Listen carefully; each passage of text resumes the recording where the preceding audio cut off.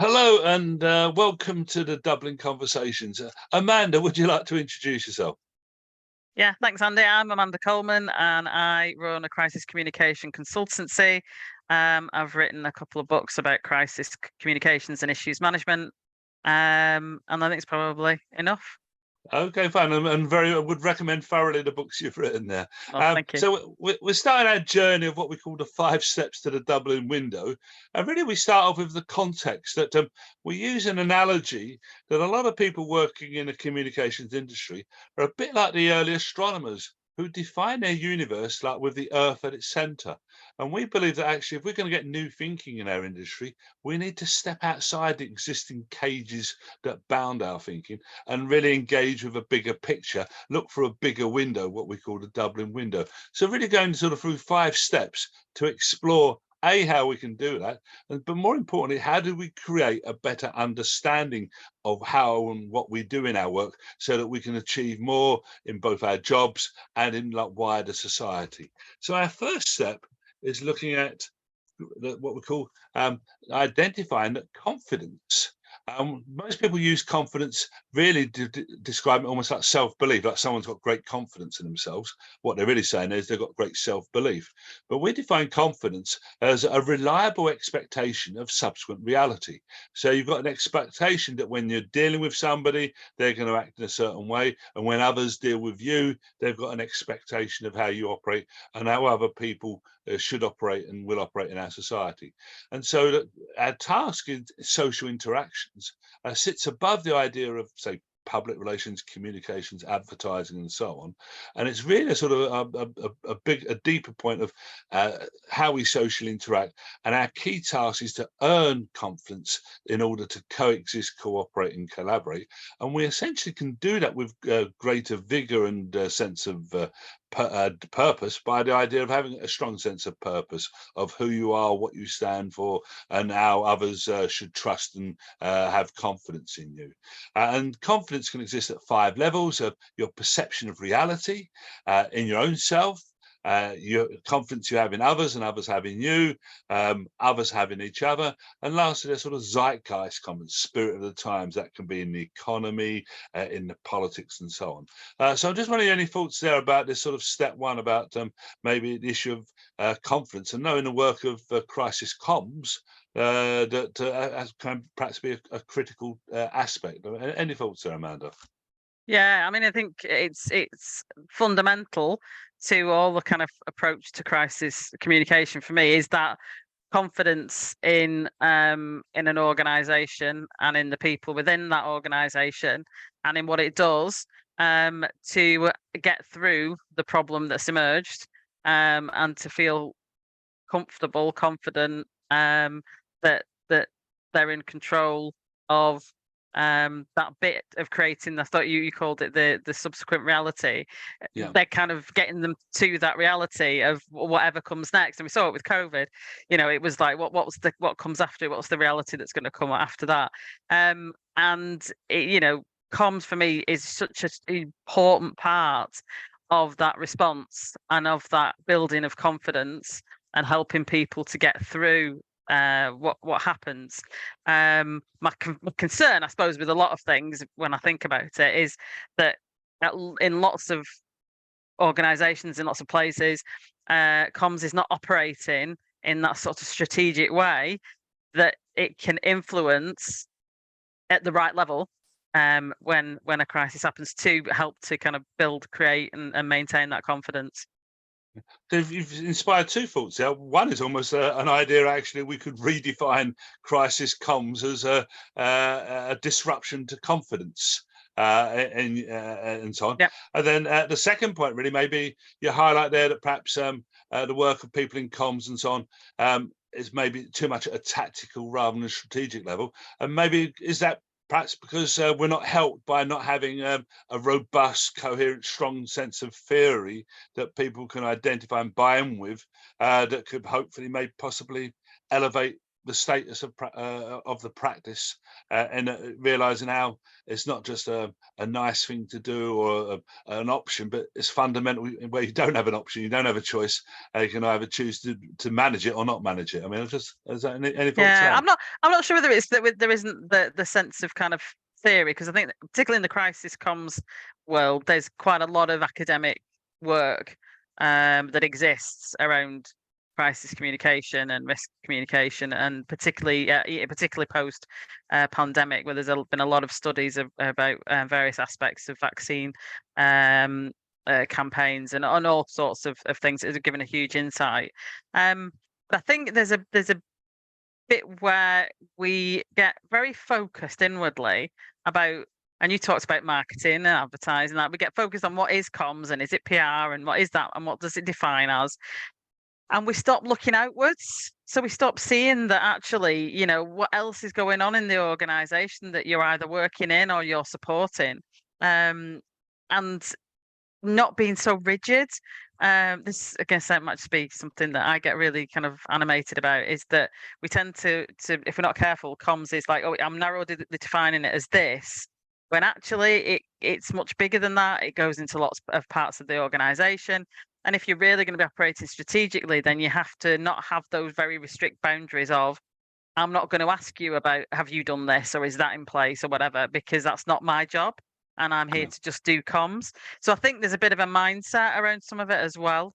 And I know you talked before about that kind of being the center of it, is that comms is really important. And to be strategic, I think we have to be looking outwards, not inwards. That's a good point. Well, it brings on really to step two, that we say that we socially interact for a process, and it's a delightfully simple model created by Professor Gareth Loudon of Imperial College London, of we listen, connect, do. So we interact with our world by listening, and that's in every sense. We connect the things we listen to, and then do can be a development of an idea to a practical, tangible application. And it's a sort of dynamic heartbeat. At the heart of it is this idea of purpose, that the stronger sense of purpose you have, the more like vibrant, vigorous the ideas, listening, connect, flow with each other. And that we live in a world that's really sort of created through emergence, that is created by things that happen like from the bottom up. And also that sociologists can now do experiments where they can identify really almost like universal laws of human behavior, one of which is that apparently 2 out of 3 people will help a stranger, which means 1 out of 3 doesn't. And that's not to make moral judgment, but to really recognize 2 prime instincts that drive people's behaviors and responses. One is we-led, where your instinct is to look at the collective, the common, the communal good, and me-led, which is purely like your self-interest good. And that these 2 instincts can provide ways forward for maybe identifying the basis of different philosophical approaches, where public relations might be defined as a we-led philosophy in managing integrated comms, whereas me-led might be a way of defining an advertising-led approach. And we've both mentioned the word comms there, but it's a word that actually has emerged, but without any formal existence. So a lot to fry there, but just maybe in terms of like this idea of like we-led and me-led, any thoughts there about whether that's pertinent, relevant, and has any potential? Yeah, I think I spend a lot of time trying to explain in terms of crisis response that it's not about the organization, it's not about the business, it's not about you, it's about what people want. It's not about what you want to tell them, it's about what they want. And if we continue to approach it as a me-led kind of, it's about, I need to tell you these things, then we'll fundamentally kind of lose that confidence. If you go back to what we were saying a minute ago. I also think the listen part, I love the fact that it goes listen, connect, do. Listen, we don't do enough listening. And that's how it kind of, I think that's one of our fundamental problems, is that we, particularly when people are struggling in terms of the amount of work they've got to do, the amount of pressure that's being put on them for various things, we kind of skip doing the listening and really understanding what the situation is and what's going on and how do people feel and what does it look like. And we don't necessarily do effective connecting. If we connect, it's in a very kind of tell me what you think, but I'm not really listening and I'm going to carry on and do the bit that I want to do that I think you need, I'm gonna tell you what you need. I'm gonna, and I think that's for me one of the kind of central bits that we need to unpick. We need to have really effective listening. We need to build those really strong connections so that when we get to the doing element, we're doing the right things. We're doing the things that people need, and we are being kind of we led, not me led. So I think this is for me I think step 2 is one of the most critical in lots of respects, because if you don't get that right, and if you are still thinking about you and your reputation, I get very hung up on definitions of PR in terms of reputation, because I think it puts us in the wrong space for certainly for a lot of things in terms of crisis as well, where you're driving what the organisation says it needs or wants, and not what is happening in the world around you and what everybody else might need and want. You mentioned about the definitions of PR, so I know we've you already used several times the word comms. How do you use the word comms, and B, how do you differentiate from, say, comms and PR? Is there a difference? I suppose I'm not. Let's not. I don't like get caught up in definitions of things particularly, but I think PR that has a very specific connotation of being about campaigns and initiatives, and being less, I suppose, strategic and more tactical. Where I sit with comms is it just feels as though it's a kind of catch-all that can include lots of different things. So you don't get crisis PR, you get crisis communication. Now, why'd you get that? I don't know. Why in the years ago when people started talking about it, it got talked of in that way. But I've never heard anybody talk about crisis PR. So I think there's a view that it's that kind of proactive element. So perhaps crisis comms covers all the other elements that have to go alongside it. It's a difficult one. I think that the inevitability in some of this is that PR, for whatever reason, and lots of people will talk about historic situations and cases, has negative connotations. So often people will utilize, and I came from a public sector background before I started working for myself. And if you talked about PR, it was generally seen as spin, as saying stuff, just telling people things, glossy campaigns. It was never seen as the strategic, the developing, all the aspects of what comes into that. So communication became widely used so that you could gain the position that you needed to do what you needed to do. And I think there's no point us in sitting and bemoaning the fact that PR has got that connotation in some organisations. We just need to deal with it and move on. That's an interesting aspect because, as I say, my thinking to date has been really about maybe possible inadequacies within the meaning of PR. But I think also what you've highlighted there is that the PR brand itself has danger of becoming slightly toxic or very toxic in certain instances. Yeah. Okay, so we now move on to step 3 of the process, which is that in order to socially interact with people, you need to achieve 5 goals. And this is inspired by the work of Nobel Prize-winning behavioral psychologist, Professor Daniel Kahneman, where we identified that we're emotionally driven animals, but also that 5 key rules of thumb really guide what you need to achieve to be successful in social interactions. The first of these is being known. So this really sort of tallies with a lot of established industry practice of achieving awareness, being seen as a good thing. Being liked, which is perhaps an overlooked dimension. And by lot, we don't mean like Facebook likes, but it can range from an effective liking to respect, admiration, and even to a paradoxical liking. So you've got, say, various prominent sort of personalities where people like to dislike. And then an element of trust, where you need to gain trust in order to progress in social interactions. Front of mind, and even though you may be well known, because people are essentially lazy, they will choose the first available option. So therefore your challenge is, no matter how good you are, you've got to engineer that you can be front of mind where appropriate. And lastly, a social proof of being talked about.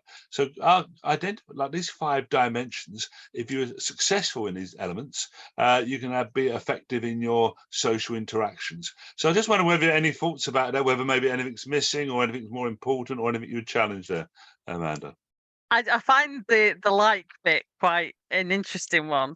21 years in policing, but not very many likes on many occasions. So I think there is an issue about really being clear about, like you were explaining, what likes is and being Yeah. liked. Because the natural thing is to think of, does everybody think I'm great and say, God, X really, really good? Well, no, it's not quite about that. Because you can still do an effective job and still achieve what you need to do if people don't like you in the conventional kind of sense of being liked. Yeah. And from a crisis perspective, I think it's really interesting to look at those aspects. And I had a chat with somebody around search engine optimization and content marketing, and they specialize in that, and were saying, well, I can't see how it links to crisis. And then as we were talking, was going, actually, well, it matters a lot, because if you're not being talked about, if you're not at the the first thing that comes up, if you don't get recognized for what you do, if you haven't got a likable, good reputation, then when you do get a crisis, it's not, you're going to be making the situation even more challenging for yourself than it would do normally. So it's almost like you see, two sides of the same coin. The bit of trying to see how those things are really fundamental to when you get into a difficult situation. So yeah, I think you can see all of those being incredibly important to the to how you approach tackling difficult situations. Yeah. And then we move on to sort of step 4, which is having identified that you need to achieve being known, like, trusted, front of mind, being talked about. How do you go about it?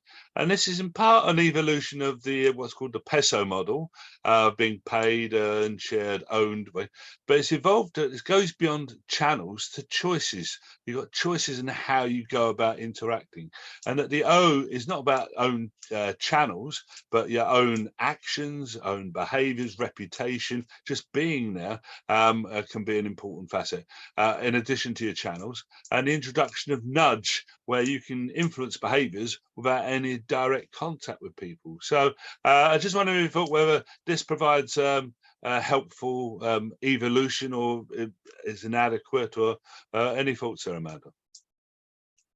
Suppose for me, when you start talking about nudge, I always have all the ethical connotations of what that brings. Yeah. And I do think, I know there's lots of conversation around ethics in comms and PR all the time, but I don't think we necessarily see it every day. So we'll do the ethics webinar and we'll do these, but do we actually look at what we do on a day-to-day basis and say, how is that? How, if I am influencing people, how ethical am I in my approach in doing that? And we kind of all need to be doing a lot more of that. Even though everybody's really busy, and understand that often don't get time to, but I do think it's important to look at practically what some of these things mean in the day to day. So that for me, in terms of the minute I hear nudge, that's inevitably where my brain goes, in terms of people taking having an ethical approach to what they do. But I certainly, sorry, Amanda, you're saying that. No, you've. Yeah, well, I was going to say, during the conversations we've had, a number of people have highlighted this issue, and there's, from one side, that really sort of strongly maybe anti the idea, to others pro. And I think that maybe the view I would take, and is that critically, if we can make people better consumers of that, be more aware of it, how it works, and so on, that will be, I think, the best, most constructive strategy, rather than maybe like going into denial. But certainly, you're absolutely right there about ethical issues. And I think one dividend from like step one of being mindful of one's purpose, I think it enhances your radar, your instinct. So even if you are hard pressed for time or whatever, it can help guide you do the right thing instinctively, as opposed to so danger of being vulnerable, doing the wrong thing now. And then lastly, we move to step 5, where we talk about what we call regenerative comms, where established sort of models of communication interaction really just focus on the interaction between the two key parties, and not really the ramifications and legacy and consequence for the wider social fabric. And so this advocates that we need to be mindful and positive in replenishing the wider social fabric through any interaction, the social fabric of trust, togetherness, and being able to tackle our big challenges. So that if you are trusted, acting, doing the right thing, that acts as a way of deepening the well of the quality of the social fabric. And equally, if, like say, you're a politician and you flagrantly lie, you're diminishing the social fabric. So I just wonder about this thought here about the need to recognize there's a bigger picture to our interactions, and we've got to be mindful and be responsible that we are creating legacies, and we've got a choice of creating either positive or negative legacies in our social interactions as well. Any thoughts there? I think this is one of the most critical elements of where we are at the moment, in that we're living through very chaotic, challenging times where there's extreme weather events happening. There's, other climate kind of impacts, where we've got financial institutions, and the financial kind of pressures hitting individuals, where the world feels as though it's quite chaotic in lots of sense. And so there is an importance that when we're working in comms or PR, whatever you want to call it, to see those bigger connections and to be actively, going back to the last discussions around ethics, actively trying to make things better, trying to kind of leave a legacy of in a positive way, wherever possible. I think there's a huge element around resilience that for me comes in at this point, in trying to utilize what we do to build that resilience within that kind of regenerative. The resilience piece I think is huge, and building that in. So that's where I would look at it, is very much around seeing the bigger picture of what is happening, and what that means for how you approach things and what you do and how you operate, and how you can build that community resilience, individual resilience, and look to leave a legacy that's a positive one in whatever way.